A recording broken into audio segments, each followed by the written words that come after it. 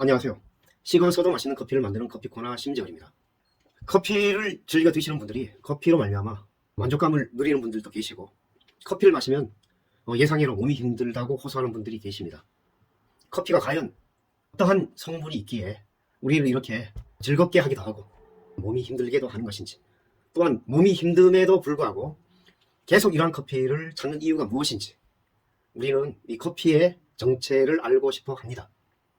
그러면 커피는 본질이 커피 나무에서 자란 열매고, 이 열매를 따서 당도가 높은 과육이 얇아서 먹을 게 없기 때문에 과육을 제거하고 씨를 가공해서 볶아서 차로 내려 마시니 아주 이렇게 풍부한 향과 맛이 존재한다는 것입니다. 이러한 열매를 따서 과육을 제거하고 씨를 볶았더니 1000가지 이상의 향과 맛이 생겨나더라는 것입니다. 그래서 모든 사람들이 이렇게 풍부한 향과 맛을 좋아하기 때문에 또한 몸에 힘듦을 느끼는 분들도 계시다는 것이에요. 과일의 신맛에 존재하는 항산화 물질과 또 카페인에 존재하는 항암 항염의 성분이 이 커피의 아주 중요한 양대 축과 같은, 두 기둥과 같은 맛과 향의 또한 성분의 중심을 차지하고 있다는 것입니다. 그런데 우리가 커피의 이런 과일의 향미의 신맛보다는 대부분 모든 분들이 카페인에 더 예민하다는 것이에요. 이렇게 두 기둥과 같은 커피의 신맛에 존재하는 항산화 성분과 카페인의 이러한 두 가지의 본질 중에 우리의 정신을 맑게 깨어있게 하는 이 카페인, 또 우리의 몸을 힘들게 하고 잠 못 들게 하는 이 카페인의 정체를 모든 분들이 알고 싶어 합니다. 이 카페인을 커피의 부작용이라고까지 믿는 분들이 많이 있죠. 커피 전문가 업자들, 의사들, 때로는 화학자들조차도 이 카페인의 부작용을 경고합니다. 그래서 만들어진 것이 카페인을 제거한 디카페인 커피입니다. 이 디카페인 커피가 생기게 된 유래를 먼저 살펴보도록 하죠. 카페인 이야기는 어떻게 보면 모든 사람들에게 그리 잘 알려지지 않은 이야기일 수 있습니다. 1819년 젊은 베르테르의 슬픔의 작가 요한 볼프강 괴테는 화학자 페르디난트 룽게에게 이 커피에 대한 궁금증을 질문합니다. 와인 매니아였던 내가 이 커피를 좋아하게 되고, 또 많은 사람들이 이 커피를 좋아하고 이 마력에 빠져드는데 도대체 이 커피가 무엇이냐, 정체를 좀 알려달라고 질문을 던집니다. 이것을 의뢰받은 룽게는 커피 열매에서 나는 쓴맛이 나는 하얀색 분말을 분리하게 됩니다. 후대에는 이 카페인이라는 이름으로 명명하게 된 발견이죠. 커피 안에 이 카페인은 중추신경계를 자극해서 졸음을 쫓아낸다는 것을 알게 되었고, 사람들이 밤에 깨어있게 만드는 효능을 가지고 있다고 알게 됩니다. 게테와 룽게에서 시작된 이러한 것들이 독일에서는 루드빅 로젤리우스라는 사람이 이러한 커피의 카페인을 또한 발견하게 됩니다. 룽게가 최초였지만 더 구체적인 것들을 발견하기까지는 로젤리우스의 경험이 중요한 카페인의 발견의 이야기로 전개됩니다. 로젤리우스 아버지는 일찍 세상을 떠났습니다. 아버지의 사망 원인이 과도한 커피 섭취로 말미암았다고 믿게 된 로젤리우스는 이러한 의문점을 풀지 못하고 있던 차에 동일하게 로젤리우스 역시 아버지와 같은 커피에 관련된 일을 하게 됩니다. 1903년 운송하던 커피 원두가 바닷물에 침수되는 일이 벌어져 이 귀한 커피를 겨우 육지로 건져 올리게 됩니다. 건져진 원두는 특유의 커피의 각성 효과가 사라진 것을 발견하게 됩니다. 그는 연구팀에 이러한 사실을 알렸고 새로운 커피의 형태를 만들게 되는데, 이것이 바로 디카페인 커피입니다. 소금물에 커피콩을 찐 후 벤젠이라는 약물을 용매로 이용해서 카페인을 제거했습니다. 드디어 아버지의 목숨을 잃게 한 카페인을 없애는 것에 성공을 한 셈이죠. 그가 사용한 벤젠이 발암물질이었다는 것이 결국은 함정이었는데, 현재는 이 벤젠이 발암물질이기 때문에 디카페인 커피에 사용하는 것을 금지시키고 있습니다. 커피의 맛과 향을 보존하고 카페인만 제거할 수 있다면 이것은 모든 사람들이 바라는, 몸이 힘든 사람들이 바라는 그러한 결과를 얻는 것이죠. 그 이후에 다양한 이 카페인을 제거하는 방법들이 연구되고 동원되어 왔는데 크게 세 가지로 나눌 수 있습니다. 첫째, 화학약품을 사용하는 것인데 벤젠과 같은 용매를 사용하는 것입니다. 이 용매는 염화메틸렌과 아틸아세이트라는 용매입니다. 커피콩을 물에 불려서 결국은 이 화학 용매를 투입해서 카페인을 증발시키거나 또는 떼내는 거죠. 결국은 이러한 화학약품 역시 마찬가지로 발암물질에 대한 문제가 생겨서 일부 선진국들에서는 금지약품으로 경고되고 있습니다. 하지만 상업적인 것을 추구하는 업자들 사이에서는 이러한 것들이 아직 유통되고 있다는 그런 허점이 있습니다. 적은 비용을 들이고 가장 효과적으로 카페인을 제거할 수 있는 방법이 이 방법이기 때문입니다. 그 다음 두 번째 방법은 스위스 워터 프로세스라는 방법인데, 화학물질을 사용하지 않고 활성산소 필터를 쪄내는 카페인의 성분을 산소 필터에 투과시켜서 걸러내는 것입니다.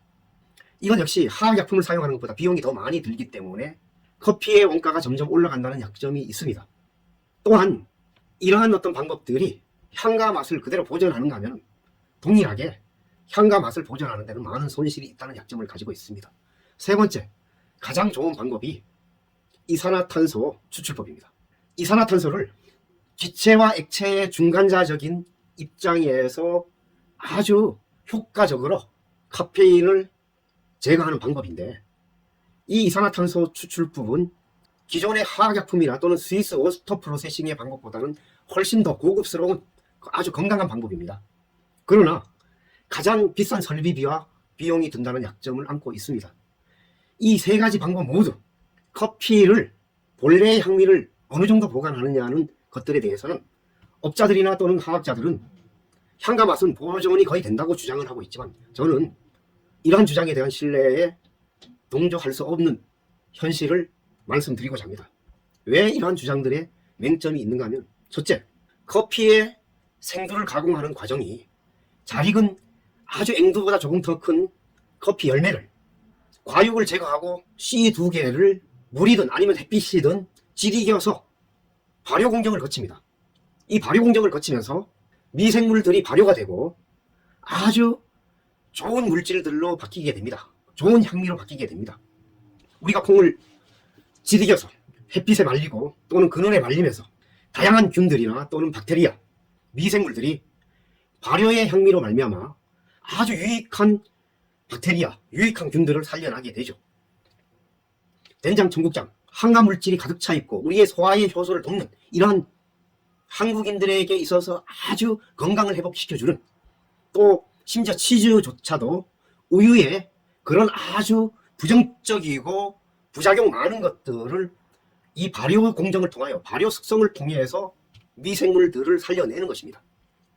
나쁜 미생물들이 좋은 미생물로 바뀌기도 하고, 또한 이 커피는 이렇게 가공돼서 단단한 씨가 조직이 형성되어 있는 상태에서 볶을 때 이 생두의 조직이 100만 개의 다면체 세포방으로 내부에서 향미가 잘 살아나 100만 개의 세포방 안에 벌집 구조와 같은 허니콤 구조에 향과 맛이 가득 차서 커피의 천여 가지의 향과 맛을 만들어내는 것이죠. 그런데 이 카페인 제거의 공정에서 공리, 화학약품을 투입하든 스위스 워터 프로세스 과정을 거치든 아니면 이산화탄소 공정을 거치든 대부분이 증기로 찌거나 물에 불려야 한다는 약점을 가지고 있습니다. 이 발효된 미생물들과 또는 커피에 형성된 최초의 조직들이 재구성되고 파괴되는 과정에서 다시 말리는 과정에서 좋은 항산화 물질과 발효된 미생물들이 거의 다 사라지거나 또는 변질되는 것입니다. 디카페인 커피는 커피 로스팅을 하기가 진짜 어렵습니다. 그래서 커피 로스터들이 대부분 디카페인 커피는 강배전을 하거나 또는 태우게 되는 것이죠. 커피의 쓴맛이 탄맛이라고 제가 설명하는 이유가 바로 여기에 있는 것입니다. 생두의 품질이 좋지 않을 때 역겨운 향미나 열처리가 어려워서 더 강하게 볶아야만이 구수하고 쓴맛으로 정리된 맛을 만들어낼 수 있는 것입니다. 우리가 이 카페인을 제거하는 이러한 공정에서 벌써 디카페인 커피는 저질 커피가 될 수밖에 없는, 저품질이 될 수밖에 없는 커피가 되는 것인데, 또한 결정적인 문제점이 있습니다. 대부분 이 디카페인 커피는 로부스타, 저산지에서 난 싼 생두를 사용한다는 것입니다. 간혹 아라비카 종을 사용한다 할지라도 고급 콩을 사용하지 않는 상술에 의해서 디카페인 커피는 아주 질 낮은 저가의 생두들을 사용해서 이러한 공정을 거치면 아주 고급 생두로 탈바꿈하게 되는 것이죠. 실제는 저급한 저질 생두임에도 가격을 비싸게 받으니 소비자들은 저질 생두를 고급 생두로 알고 먹게 되는 것입니다. 디카페인 커피는 힘 빠진 맥주입니다. 디카페인 커피는 알코올이 제거된 와인입니다. 디카페인 커피는 안고 없는 찐빵입니다.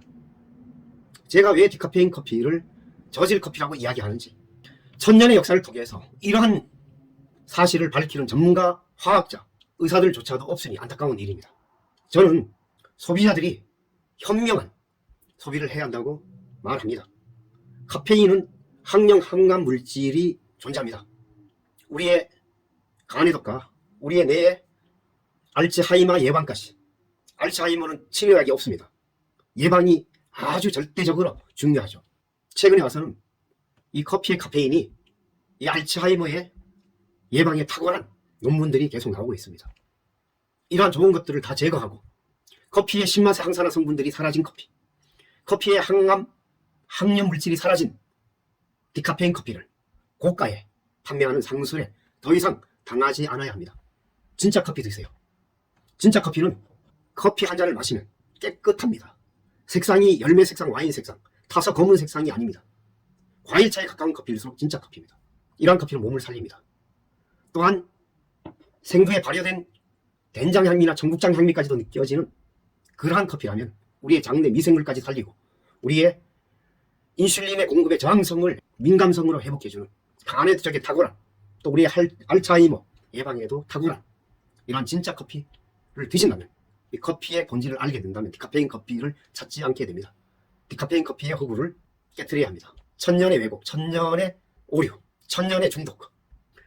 이러한 영상이 도움이 되신다면 공유해 주시고 계속 좋은 영상 만들 수 있도록 좋아요, 구독으로 함께 해주시길 바랍니다.